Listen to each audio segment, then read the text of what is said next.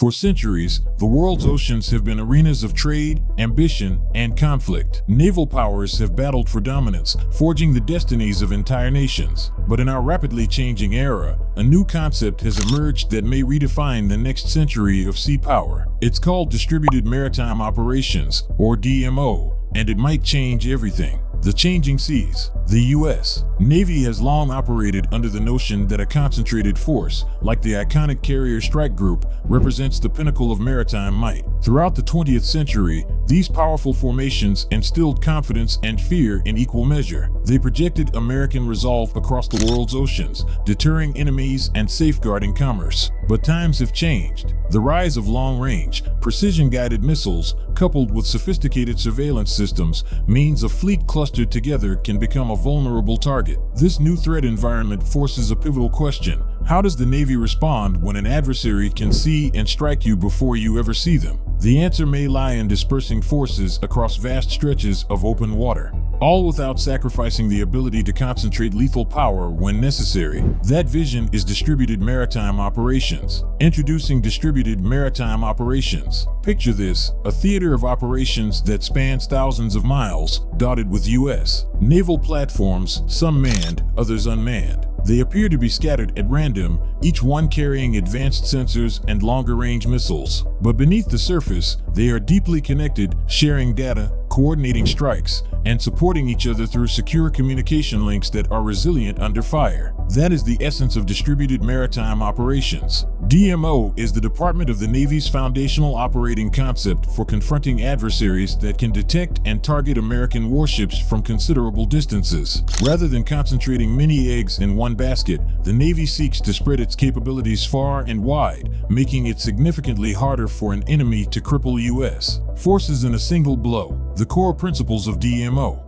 DMO revolves around four essential pillars. 1. Wider geographic dispersion. Instead of operating in large, predictable formations, the fleet spreads out, forcing the adversary to hunt for individual ships over a massive ocean area. This dispersal complicates enemy targeting and reduces the chance of a single catastrophic missile strike wiping out the Navy's combat power. 2. Spreading out sensors and weapons. No more putting all our eggs in one basket. The Navy's sensors, guns, and missiles are distributed across multiple platforms, from warships to autonomous drones, so that losing one vessel won't deprive the fleet of a significant portion of its strike capability. 3. Emphasis on longer-range weapons and unmanned systems. As adversaries push their own missile ranges further, the U.S. Navy adapts by acquiring advanced weapons like the Maritime Strike Tomahawk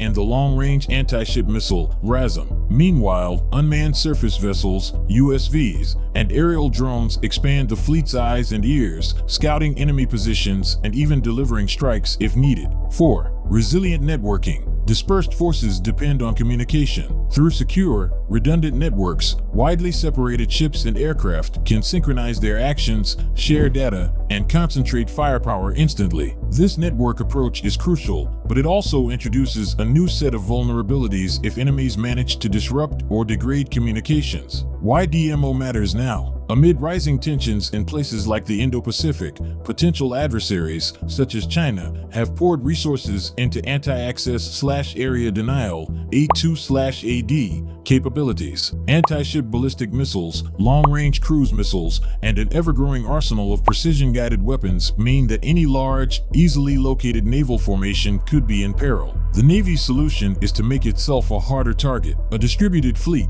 working in close digital concert, ensures that the loss of one ship or drone doesn't paralyze the entire task force. It also complicates the adversary's ability to plan a decisive opening strike. By spreading out, the Navy can remain unpredictable, yet capable of massing overwhelming firepower at the moment of greatest need. The broader military picture. DMO isn't the only operating concept evolving in the U.S. military. The Army pursues multi-domain operations, the Marine Corps embraces lighter, more agile amphibious units, the Air Force seeks forward agility, and the Space Force protects vital space-based assets. Success in a modern conflict demands joint integration. If the Army can disrupt adversary missile launch sites, the Navy gains more breathing room at sea. If the Air Force can dominate the skies, the fleet can operate with greater freedom. DMO is the Navy's unique approach within this broader tapestry of American and Allied power, yet it must dovetail seamlessly with the other services for maximum effectiveness. Building tomorrow's fleet. When it comes to making DMO a reality, the Navy is putting money on the table for specific programs that bring this concept to life. Let's take a closer look. 1. Long-range missiles. The Maritime Strike Tomahawk and LRASM both enable ships and submarines to strike adversary vessels or land targets from afar, reducing the danger of venturing deep into contested zones. 2. Unmanned surface vessels, LUSV, MUSV. These robotic scouts can gather intelligence, conduct surveillance, or even carry additional weapons without endangering human crews. By distributing these throughout the battle space, the Navy creates a complex, layered defense and offense. 3. Light Replenishment Oiler, TAOL. A widely dispersed fleet still needs fuel and supplies. These smaller, more mobile oilers can dart among various naval assets, reducing downtime and vulnerability compared to traditional, large-scale replenishment. 4. Medium Landing Ship,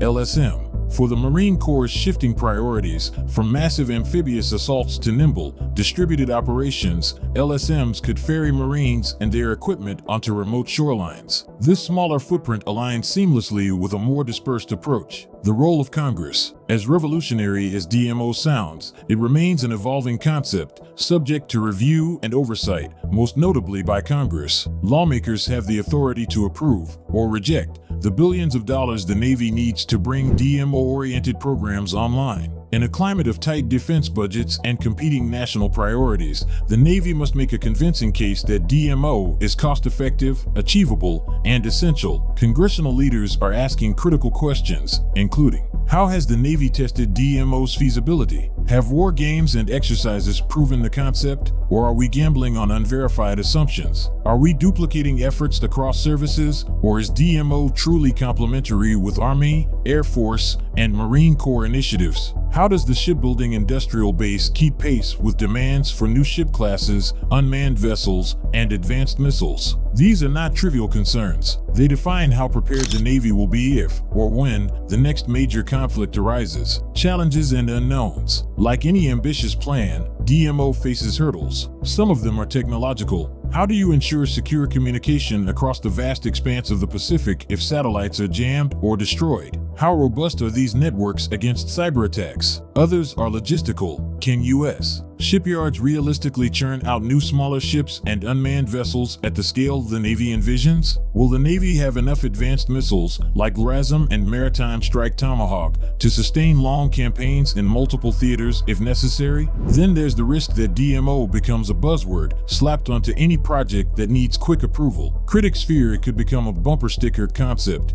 used to push through programs that may not actually serve a more distributed and lethal force. Training and cultural shifts. Technology alone won't guarantee success. DMO calls for a cultural shift within the Navy and Marine Corps, empowering commanders to make quick, sometimes high-stakes decisions in an environment where communications could be sporadic. This concept of mission command hinges on trust and initiative at every level. For the average sailor or Marine, DMO might mean learning new tactics, practicing coordinated maneuvers with units hundreds of miles away, and understanding how to integrate data from satellites, drones, and other naval platforms. Training for these scenarios is already underway in large-scale exercises. Every test or drill refines the Navy's tactics, unearths technical gaps, and pushes the concept a step closer to operational maturity. The future of maritime dominance. As we sail deeper into the 21st century, the oceans remain critical corridors for global trade, resources, and security. Distributed Maritime Operations stands at the cutting edge of the Navy's response to emerging threats, an approach that weaves together advanced technology, new classes of ships, and innovative tactics to ensure that American sea power endures. If executed well, DMO could secure U.S. interests against increasingly capable adversaries. It could deter aggression by presenting a complex, networked force too slippery to corner and too lethal to ignore. Yet DMO is not destiny. It hinges on adequate funding, technological breakthroughs, and a willingness to adapt to harsh realities at sea. For Congress and the American people, the questions surrounding DMO are more than academic. They are about the nation's ability to prevent or, if necessary, win a high-end maritime conflict. A joint endeavor for a secure tomorrow. Warfare of the future will not be fought alone. Allies and partners look to the United States for leadership in maritime doctrine and technology. DMO could be a blueprint for a multinational approach, whereby U.S. allies similarly distribute their own naval assets and link them into a larger, collective network. This synergy amplifies deterrence, ensuring that any hostile power must think twice before threatening not just the U.S. Navy, but a coalition of like-minded nations. Indeed, the strength of DMO rests on collaboration across the Navy and Marine Corps, with other U.S. services, and among allies around the globe. It calls for a spirit of innovation, a commitment to resilience, and a readiness to adapt as the tides of technology and geopolitics continue to shift. On these vast seas, America's security and prosperity have long found safe harbor, but with emerging threats and evolving technology, the Navy stands at a crossroads. Distributed maritime operations is more than an abstract concept. It's a bold step forward to keep the fleet lethal, adaptive, and prepared for any challenge. However, the road from concept to execution is paved with questions, from technical feasibility and budgeting to operational risk and strategic fit with other services. Ultimately, how Congress, the Navy, and the nation answer these questions will chart the course of American sea power for generations to come. This is the story of DMO, a vision of a fleet dispersed yet unified, hidden yet potent, agile yet devastatingly effective. In the face of rising maritime threats, it offers the promise of a future where the U.S. Navy remains ready, on watch, and forward deployed, whenever and wherever the nation calls. Thank you for watching. For more insights on naval strategy, defense technology, and global security, subscribe to Combat Tech.